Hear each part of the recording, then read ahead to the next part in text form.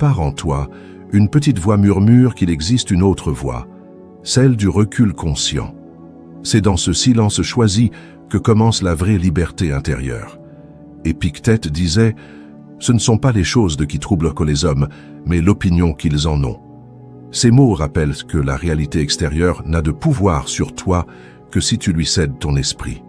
La philosophie du stoïcisme t'invite à distinguer ce qui dépend de toi, tes réactions, de ce qui ne dépend pas de toi, les comportements d'autrui.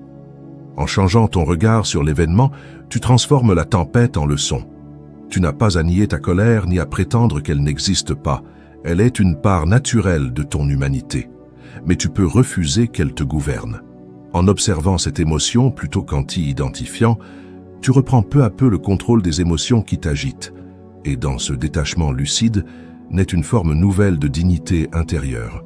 Marc Aurèle affirmait « Le bonheur de ta vie dépend de la qualité de tes pensées ». Chaque fois que tu choisis le silence plutôt que la réaction, tu cultives cette qualité-là. Il ne s'agit plus d'étouffer ce que tu ressens, mais d'éclairer chaque mouvement intérieur avec conscience et maîtrise de soi. Ce simple geste mental devient un exercice quotidien vers plus de paix et moins d'agitation. Plus tard, au sein de ta famille, cette même attitude transforme tes échanges.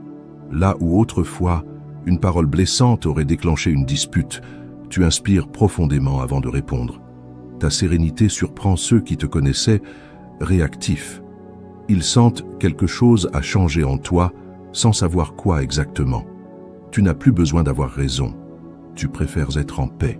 Ainsi s'installe progressivement cette sérénité dont parlaient les sages anciens. Un espace clair entre l'émotion et la réaction. Le monde continue son tumulte, mais ton esprit demeure stable comme un rocher au milieu des vagues. Ce premier pas vers le détachement ouvre la voie à toutes les transformations suivantes, celles où le calme devient non plus un effort, mais ta nature profonde. Le détachement comme barrière invisible entre ton esprit et le tumulte du monde.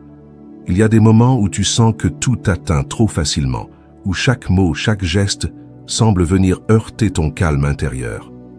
Tu voudrais devenir inaccessible, non pas pour te fermer au monde, mais pour cesser d'en être le jouet émotionnel. Le stoïcisme t'enseigne que la vraie liberté naît quand tu apprends à observer sans absorber, à ressentir sans réagir. Alors se pose la question essentielle. Comment ériger cette frontière invisible sans perdre ta chaleur humaine? Dans les transports, par exemple, lorsque quelqu'un te bouscule ou t'interpelle avec agressivité, ton cœur s'accélère, ton souffle se coupe et l'envie de répondre monte en flèche.